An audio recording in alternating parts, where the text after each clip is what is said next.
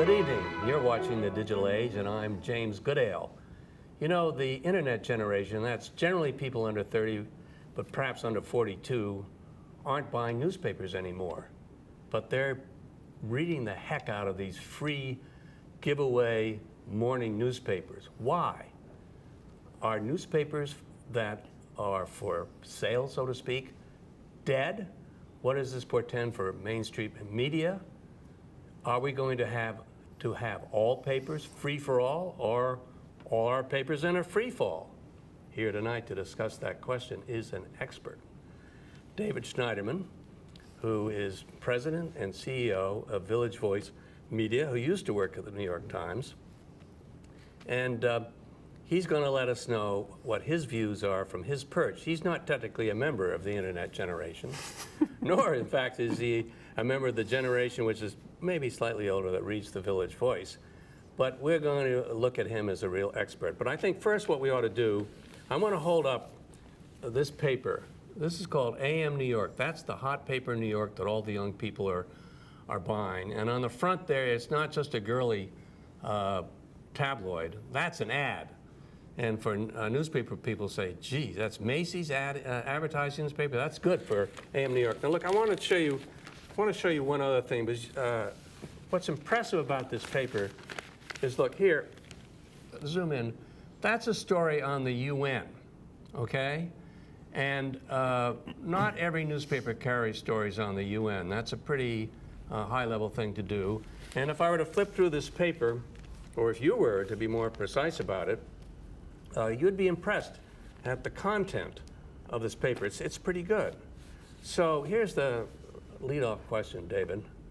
What does the internet generation want in a newspaper? Well, first I want to thank you for reading me out of two generations. Now I have to figure out what generation I'm actually in. What are you? No, actually? I'm a boomer. Oh, you're a boomer. I'm okay. that, annoying generation that just sucked up all those jobs and all that culture over the years. I think this is going on, this whole issue about news and consumption and what this generation wants. It actually goes back even farther.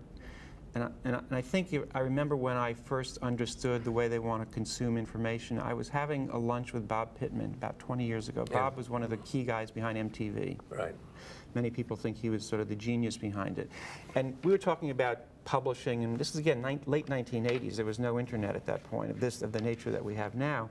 And he said, David, you have to realize that these kids, and he's talking about the MTV generation, right. which is different from the internet generation, they don't acquire information the way we do. He said, we're linear. I'll never forget, he just said, we look at things in a linear way. He said, these kids acquire or take in information like this, and his hands went out like that.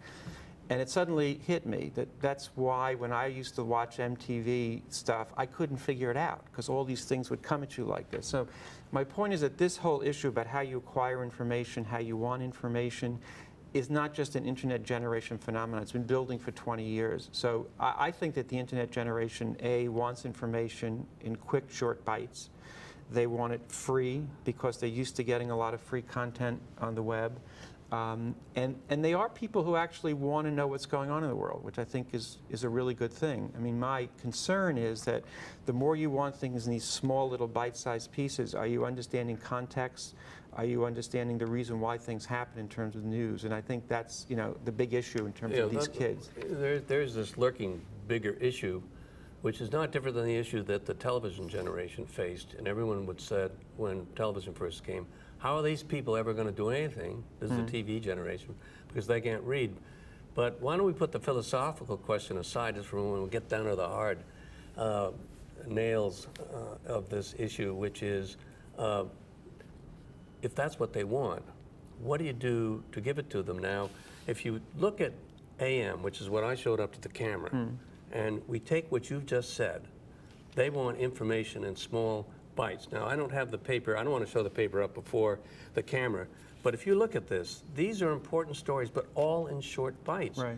And so what AM has done is taken the internet generation's view of what they want and put it in the newspaper. Is that right? They have. But I would bet you, Jim, that if they had to pay for it, they wouldn't pay for it. In other words, there is a format there, but let's go to the actual economics of this, and that it's hard to get people to pay for a newspaper these days. So yeah, they put it in a nice, bite or whatever. If the New York Times gave away their paper, I'm sure these young people would look at it and read it. Well, would they? I wonder about that, because one of the interesting surveys that's out there is a survey the Washington Post did. Now, the Washington Post, we all know what the Washington Post is, but not everyone knows, is they have their own AM. Right. I think it's called AM Express or something like that. Geez, the Washington Post is putting out a tabloid? Right. Yeah, it's true. And their circulation is going down, and their circulation for the other thing is going up. Now, they did a survey, and they talked to the young people, and the young people said, the Washington Post is a great paper. This is to disagree with you a little bit, but it's big, it's bulky. I don't want to carry that with me. Right. Now, what do you do about that if you're a newspaper publisher? They have a problem, and I mean that not facetiously. It's a big problem, and I can't predict what's going to happen. I have a bias because I grew up with newspapers like that. I think they're absolutely important. I've read the New York Times every morning of my life since I was about 18 years old going to college. It baffles me a little bit that people, don't want to read it. But I really do believe if it was free, they would take the Washington Post. They'll take anything. I would take anything for free. And they get rid of what they don't want, and they keep what they want, and they'd have a small little compact version of that. Well, it's just that the economics don't work because you can't support a news gathering organization at that level of seriousness like the Times or the Post and give away your paper. That's the dilemma that they have. And that's what scares me and troubles me about this. And leaving aside everything else, it's the ability to sell a newspaper and obviously bring in advertising that permits the Times, the Post, and people like the Village Voice to invest in quality journalism. Well, no, wait a minute. Well, I want to come to the Village Voice in just a moment because I want to squeeze the juice out of this orange. But ladies and gentlemen, let's remember the Village Voice is free. Free. Now, doesn't seem consistent with what you said, David, but we'll come back to that in a moment. You'll have to point out the inconsistency so I can respond, right, Mr. but Attorney. no, I put them off, and then I don't let you respond. But let's take what you just said about your own newspaper habits. The young people, this is to say internet generation people, I don't like to say young people because we're talking as much as 39 and down, but this internet generation broadly defined will tell you they don't have time. Now, you, when you grew up, had a lot more time. Isn't that right? I don't think so. You don't think so? It's 24 hours in a day. I don't think that I slept more or less than they did. I mean, they say, well, we're listening to music on our iPods, so I would go buy records and listen to music. I mean, I don't think it's that. I really don't. Well, we all had TV. But let me push on that just a little bit, okay? This is a story about, this is a program about the digital age. And we made a point here that we have a sort of a digital age paper with AM because it's what's pretty much on the net, okay? Now, the internet generation is a generation that's grown up where the work week is much longer than it was on average for those that preceded them, and maybe not you, but most people worked less. And secondly, it's a generation where you have two working members of the family in profusion, which was not necessarily the case a generation ago. So that would mean that the male, for example, is going to take more of his time taking care of the children. So, I mean, you really going to stand on your proposition that they have as much time as you did? Yeah, and if they want to have the time to do that. I mean, you have people who do all kinds of other things. I mean, young people play video games, and if they choose to spend 2 hours in front of a video game rather than reading a newspaper, I can't do anything about it, but I wouldn't call that, they don't have time. I mean, they go out to bars at night. It's great, have fun, but people do have some time to read a serious paper. And to further confuse the issue for you, which I think is part of my job here as a guest, you can't separate what's going on in the internet from newspapers. And my point is that the real problem I think that daily newspapers have is the aspect of getting it free on the internet. I think a lot of young people are reading the Times or the Post in their own way on the internet, and they're not buying it. And that's their real problem. I don't think these free papers are the danger to the Post or the New York Times. I think figuring out, and God knows how anybody's going to figure this out, how you remain viable with an online product when you know that people aren't going to pay for it. Well, it's in combination. They think they don't have the time. They want to read it quickly in the morning, and then they want to pick up the rest by reading it on the net. So for them, it's all going to be free, and it's got to be accessible the way they see it. That's right. Not the way I agree. the publishers see it. I agree. And I think that some of them may not even read any newspaper in the morning, but they'll go to the office, and while they're at work, they can catch a few minutes here and there to read a newspaper online. I mean, one of the things that's great about it, leaving aside the economic issue, is that any of us who, let's say, are interested in international affairs or national affairs can read any newspaper now in the world online, which is a phenomenal thing. Doesn't help my business proposition as a publisher, but it's a great thing for consumers. I'm glad you mentioned the business proposition. I want to show up to the camera. This is the Village Voice. You know all about the Village Voice. I'm going to show it sideways because it's thick. And the reason I say that is just to put David on a little bit, because apparently these surveys say that the younger people don't like it thick, they like it thin. So what does all of the above, our discussion about what the internet generation is going to do, affect your paper? Now, I should point out, just to be fair about it, that your paper is known as an alternate weekly newspaper. Right. And I would have thought your audience was more or less age 40. So you're not, we're not quite talking about the people that fit in. No, it's a median age 35, which means it's median 30. Yeah, it's half and half. Okay. Yeah, it's half and half.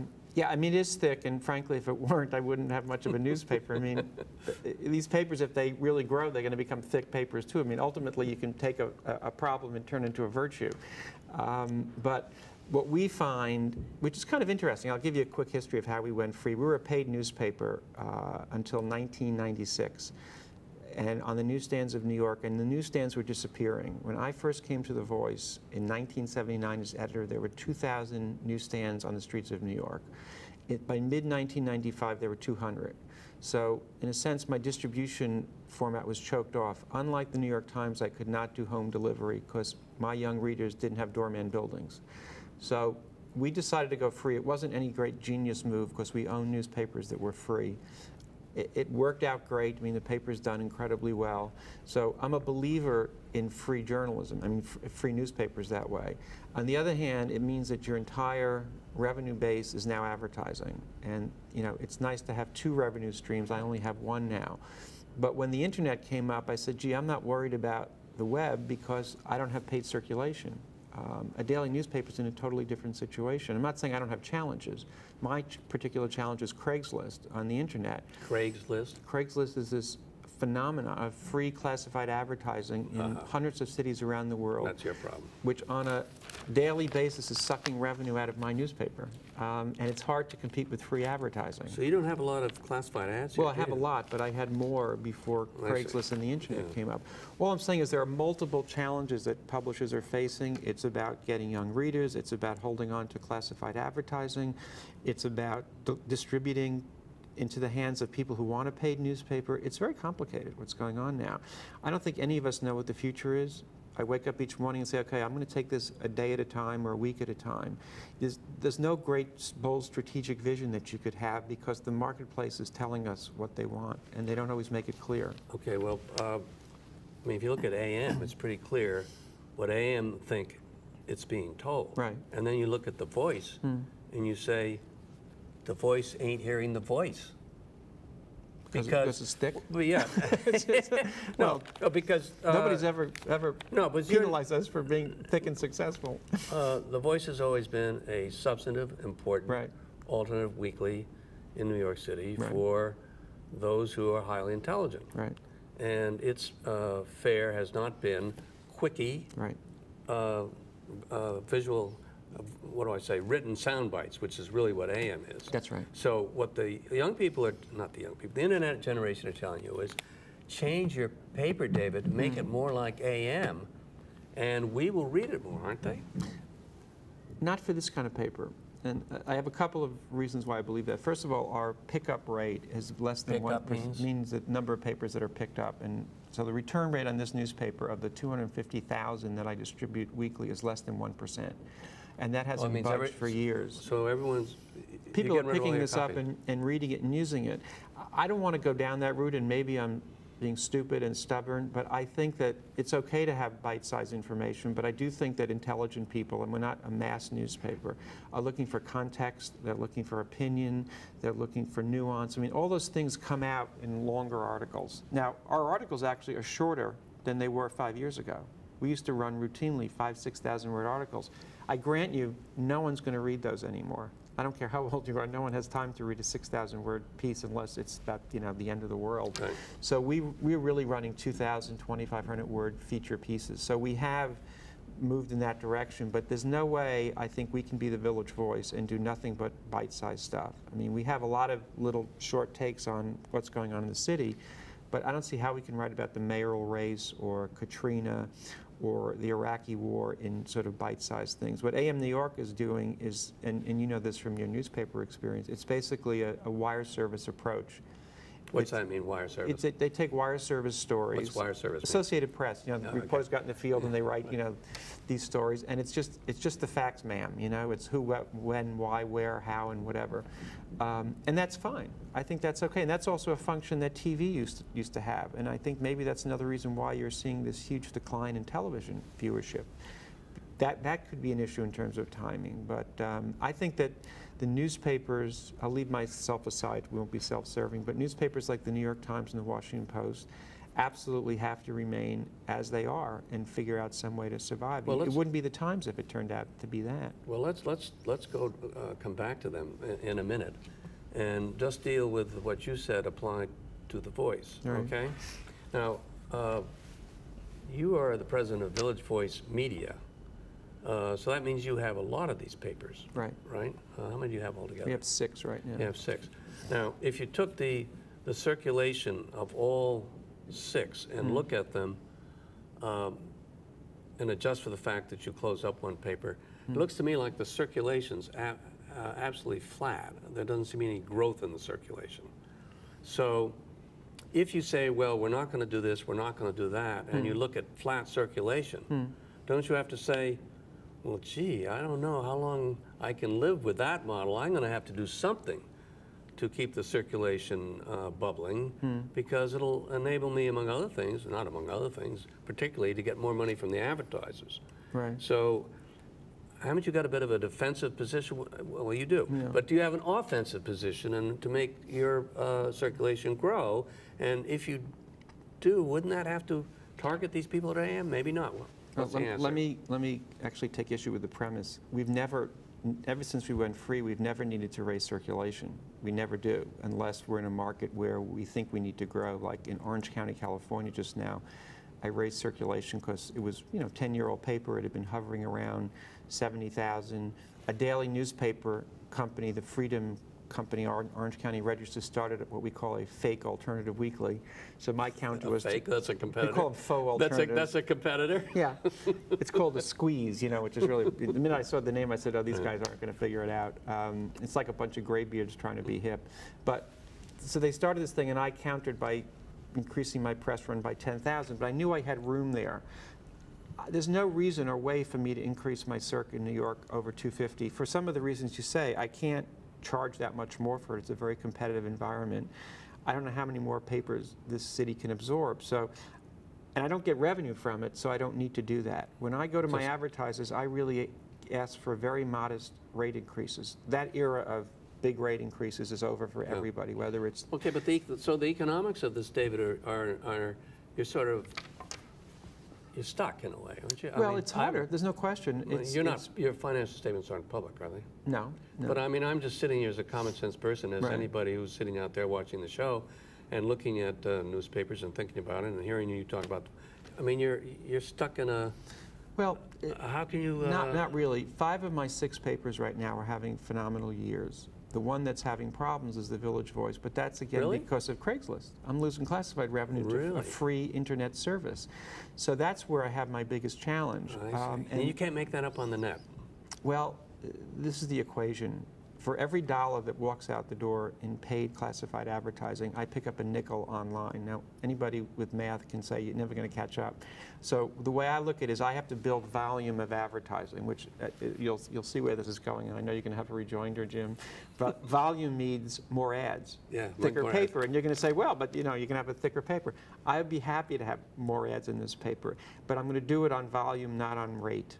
That's the change in this business right now. And we also that means you got to sell your pants off. You have to sell your pants off. You have enough time to do that? Well, we have good people doing it. But it's a very different environment. 20 years ago, daily newspapers, even our paper. I mean, you raise your rates, you know, you kept your costs reasonable, and it was a pretty nice business.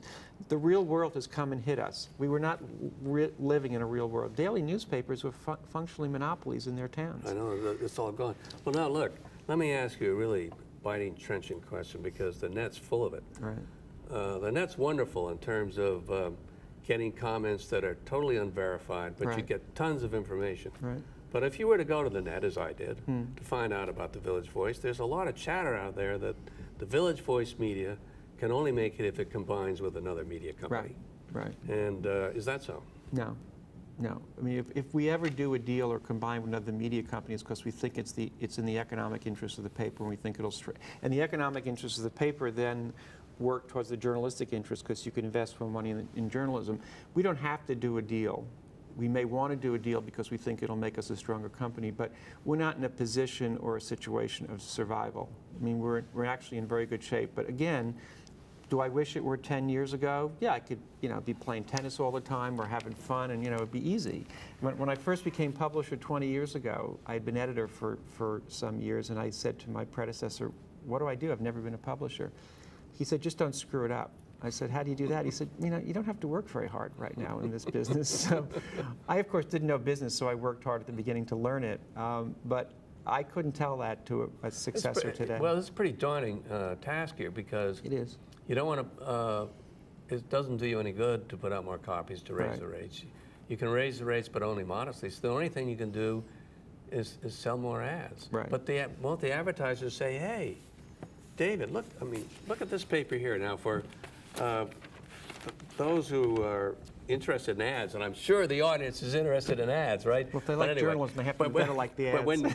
But as I said at the top, when you get Macy's advertising in a recently Sure. a new startup, I mean, Right. that's, you know, you're, my God, wouldn't you got Macy's in here? No, Why don't you have Macy's in here? because Macy's has objected to our content, which actually I Really? wear as a badge of pride, yes. Macy's objected to your content? Yeah, you know, we're kind of out there in certain ways, and over the years they've been a So little what uncomfortable. sort of advertising you getting? But we range from terrific electronics stores like J&R and Best see. Buy. We have a lot of furniture advertising, Right.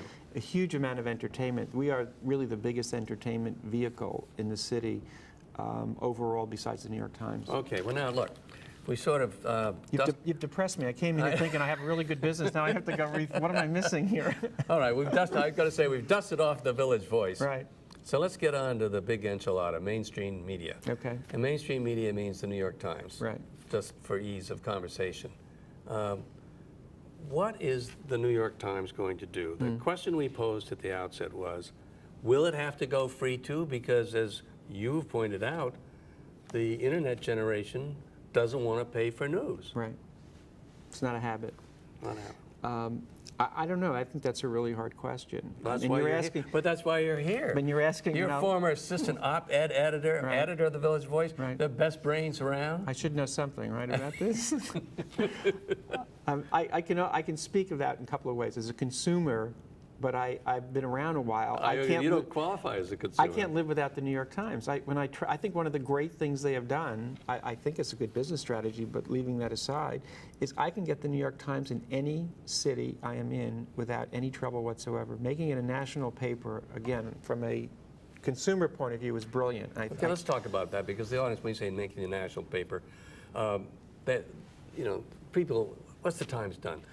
The Times has made itself available for Seattle, where you live, actually, one-time New Yorker, and through major cities throughout, you know, all kinds of cities. all kinds, I not get it just in major Lexington, ones. Kentucky, yeah. And their circulation is actually up. So Right. that's a pretty good strategy. Right.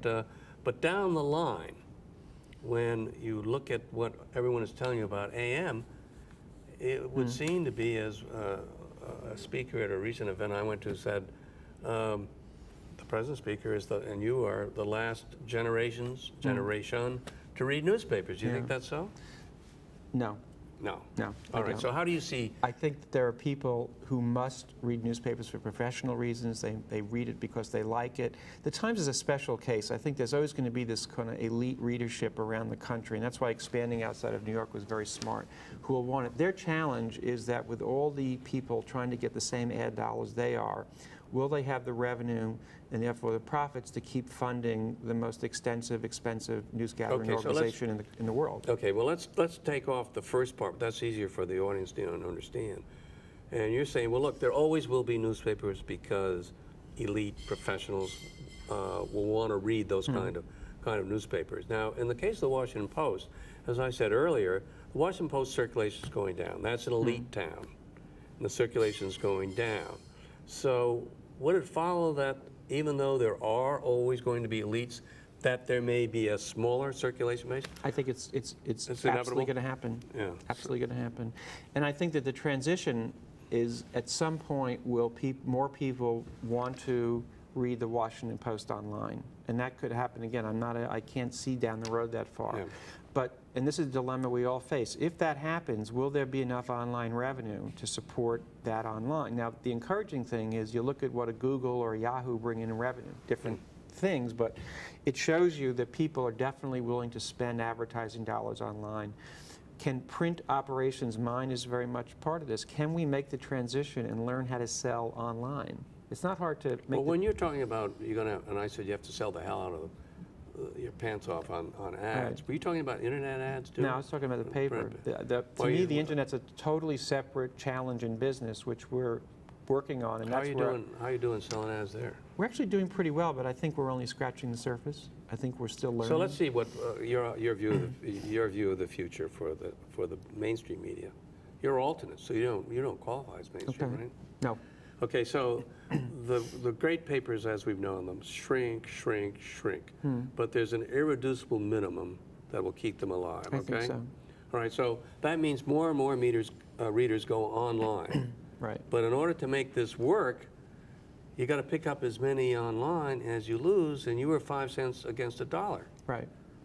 That's right. So how does this all play out? That's a very good question, Jim. I know. I keep asking him. Give me a very good answer. It looks to me as you don't have enough money to If I support. knew, What? if there was an answer, I just wouldn't be sitting here. I'd be setting up a consulting business and charging zillions of dollars for that answer. But it's exactly the dilemma that every newspaper publisher is facing and fears, and we don't know what the answer is. And again, the marketplace kind of votes. But what lets me get up in the morning or fall asleep at night is that because of the huge growth in online advertising dollars, if we are smart enough to capture some of that money, and it's a phenomenal amount, we'll be okay. And also keep in mind, guess what? We're over. okay. You know, at the end, I ask you the question I asked at the top. Will mainstream media have to go tabloid and free? And the answer is No, not. no. I got to know instead of I don't know. Hey, David, thanks a lot for You're coming welcome. by. Thank you, Jim. And thank you for coming by, and come by next week and learn more about the digital age. For the digital age, I am James Goodale. Good night.